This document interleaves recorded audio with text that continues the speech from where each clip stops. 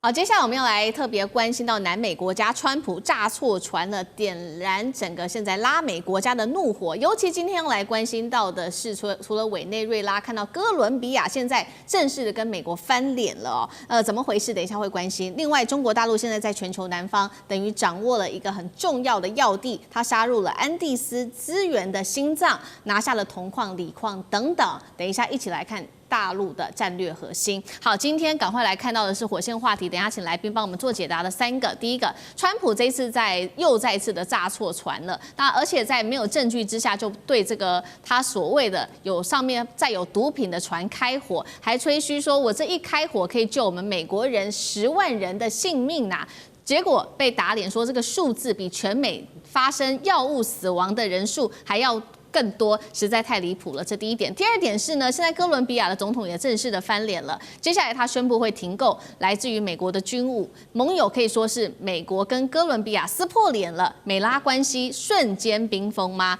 最后我们会来关心大陆的角色介入在拉美国家当中，现在呢正式的成为在南美的安第斯成员国了。那么进入到这个会员国里面去之后，就可以看到哦，这因为拉美国家它有非常丰富的锂矿、铜矿、黄金等等。可不可能就因此拿到手？大陆在全球南方的大棋局正式展开了吗？如果是这样，代表美国的后院要正式的失火了吗？今天都会一起的来做解答。我们先来看到川普又在搞大事了。先前他打击了3艘船哦，在这个加勒比海，现在打到了第4艘，疑似他这么的美国川普说的，疑似的是运毒船只，还夸口说我这么做可是拯救了超过10万条美国人民的性命啊！结果刚刚说了，学者马上打脸他说，川普口中救的人数比美国1整年的药物过量死亡总数还要更多啊！而且呢，白宫或者是国防部到现在还没有任何证据可以显示说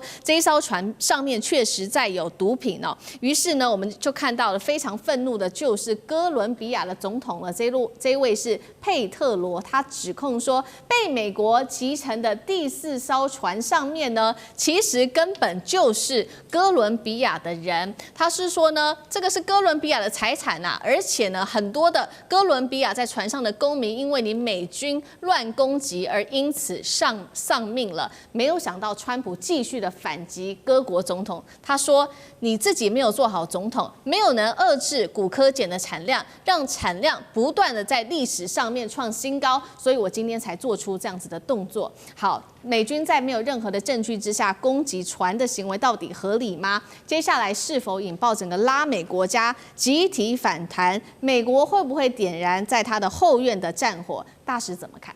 我想迟早会的。这种做法的话，因为它不合理啊，也不合法，国际法是不允许美国任何国家在这个公海上随便击沉一只船的，因为国际法是允许你可以对这些船只，你涉嫌船你进行临检，而不是用空军飞弹去击毁人家。美国海上执法能力那么强，你为什么不用你的执法船只对可疑的船只你把它拦检嘛，拦下来检，那你抓到了这些毒品，那不就正好证明你抓对船了吗？那你也算是是允许，因为就是说你现在美国的做法是不择手段。国际法是绝对不允许任何一个国家在公海上，你觉得有嫌疑的船你就开火。这个是这个自所有在公海上的这些航海自由，就是在这个航海自由的任何的私人或国家的这种航行器于危难之中，这是明明白白违反国际法的。那这种作为的话，绝对会引起周边国家极大的恐慌，然后抗议。到最后，你如果继续升高的话，可能他们就会采取一个联合的一个抵制的行动了。那川普会这种做法的话，事实上跟他的想法本来就有关。他第一任的时候就跟他的国防部长就说，你能不能用飞弹打一下那个墨西哥的那些毒枭？那当时的美国的国防部长说 ，Esper 说你疯了，那个总统已经疯了，对，你不能够随便用飞弹去打别的国家，那你也没办法证明别人，你要我去打谁？所以川普就说，现在这个做法完全是什么无法无天了。唐湘军又怎么看？我认为这个美国这个情报这一方面，我认为他可能不是美国情报司令，我认为美国刻意的，因为美国它变成无差异的，对这些的这个运毒船很简单嘛，直接先拦截，它的速度慢。美国的军队的它这个船舰快得很，美国各种快艇没有受过这个特别的训练，直接拦截完毕了，立刻登检看看有没有这些违禁品，有违禁品有毒，立刻扣押，对人质。对这些贩毒的人们，立刻扣留，就那么简单嘛。有物品，有这个实体的证据，很简单，他可以这么做。为什么他把它集成？美国有能力拦截，绝对有能力，那你为什么不拦截？为什么要把它摧毁？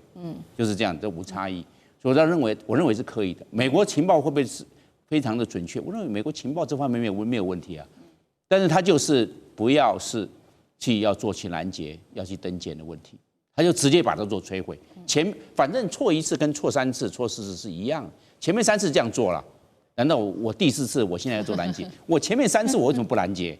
他就一直做下去，因为第4艘在做拦截的时候，那你前3艘是不是就错了？所以美国是他要错下去就一路这样做下去，就不是错。一旦第4艘你改了前面的话，表示那我前3艘对你自我否定，变成这个状况所以美国是自我否定，让这个否定久了之后就变成真的了。他真的可能有毒品还是什么了？因为就一以贯之了。你看，所以美国不会变。如果还继续下去的话，我认为第5艘都有可能还是摧毁。为什么？如果再登检的话，那前面4艘为什么不登检？别人就有话说了。所以我认为他是错下去。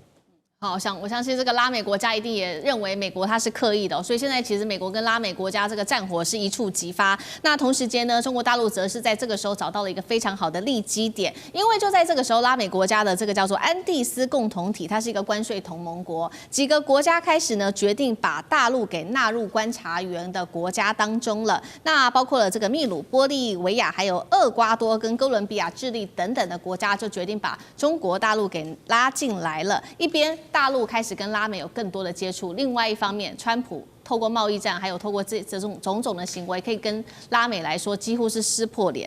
厉将军又怎么看？在拉美的势力要全面的没落了吗？对，就是因为拉美的势力目前来讲，因为“一带一路”已经开始向东看了，所以逼着川普来讲，用极恶劣的军事的手段来压迫这个拉丁美洲。我们知道，美国一直长期以来把拉丁美洲当作他的后院。他对拉丁美洲采取的手段不外3个，第一个是在政治上面干预人家的内政。我们从这个最近近期的这个巴西他这个强烈的支持波索纳罗，然后借着关税要对巴西提升50%，他讲明了就是要帮助他的政治盟友。那你一旦跟这个南美洲的国家一旦跟美国唱反调，他就对你不管是用选举的干涉或者是说扶持反对的力量来将你的政权颠覆掉，这是在政治方面。那第二个，他用的手段是经济方面经济上面那就很明显了。我们这次不管是看到哥伦比亚因为这次的总统跟他们意见不合嘛他不但是停止他的签证，甚至于也要对哥伦比亚提升25%的这个关税对巴西也是一样。那第3个他常用的手段就是军事的手段。那之前这个包括巴拿马用军队将人家的总统这个掳走然后叫到美国去接受审讯。那这次来讲，对委内瑞拉更是如此是要借着反毒为名，用军队去反毒。我们这平常讲倒是没听过，这很明显的，只是这个借着扫毒的为名，事实上是用军事胁迫这个委内瑞拉。为什么会用军事手段呢？因为我们很明显看到委内瑞拉其实是这个再加上它的石油主要是卖给中国那后续支持它的力量包括中国还有这个俄罗斯等等这些国家。所以我觉得川普是赤裸裸的用假借着打击毒枭的名义用军事威慑的手段想要叫委内瑞拉来这个就范。但是我认为这次来讲，这个川普可能打错算盘了，因为我们看到整个南美洲很多国家都已经加入“一带一路”，大家也明显的向东看，包括秘鲁的前海港等等，还有阿根廷的牛肉，还有巴西的牛肉，他们这些经济资源，我当然要找到买主来买。那中国市场那么大，那有市场有钱赚，我当然要靠向中国，有基础建设可以提供我基础建设，我当然要靠向那个国家。所以我觉得，如果川普还持续想要用借着军事霸权来折服南美洲，我觉得那个时代已经过去了。你要想办法，这个包括用经济、用各种协助的方式。如果说你为了只是用这种手段来讲的话，我觉得效果适得其反。是我们现在看到中国大陆跟这个拉美洲国家也因此建立了一个更好的关系，不管是透过“一带一路”，或者是刚刚提到的这个中国跟安第斯共和体的合作。那为什么安第斯共和体这么重要？刚刚除了说它是这个关税同盟国之外，重点就是它里面有4个国家蕴藏的很丰富的黄金跟铜锂等等。其中光是智利、阿根廷、玻利维亚三角区哦，这3个地方就有全球60%的锂矿。那秘鲁、智利更是全球前2大的铜的供应国，所以大陆现在不管是发展 AI 或者是发展它的电动车等等，都是非常的有利基的。能不能掌握这一些重要的供应链垄断，把美国趁机所使？那杨老师又怎么看？其实中国大陆跟拉美国家的经贸关系过去这10年，大概这些国家的第1大贸易伙伴都是中国大陆了。来自于他们中国的投资基础建设，那同时也来自于拉美地区的矿产、农业，现在许多的这些工业的产品也都输往中国大陆，所以关系非常密切。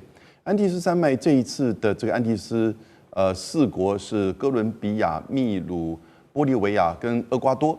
那你刚才提到的智利跟阿根廷在这个区域里面，这整个范围他们的这个矿产非常的丰富，尤其是锂矿、铜矿、镍矿。那特别在像是秘鲁的是锂矿。那我们知道锂矿在电动车里面，它其实是电池正极当中绝对不可或缺的。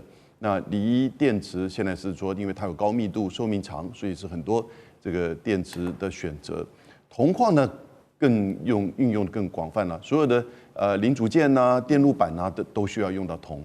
那中国大陆现在在全世界电动车大概产量占到去年年底看将近有70%。如果包含中国大陆的市场跟全世界市场有70%，那每个月来到180万辆的产量啊，所以就想想看，如果它这个持续增加的话，来自于这些重要的矿产，尤其这些安第斯山脉的这个矿产，它的重要性就不可言喻了。好，谢谢老师。那我们休息一下，马上回来。地缘政治、美中之争、战略价值、强权崛起、小国生存，现在与未来洞悉事件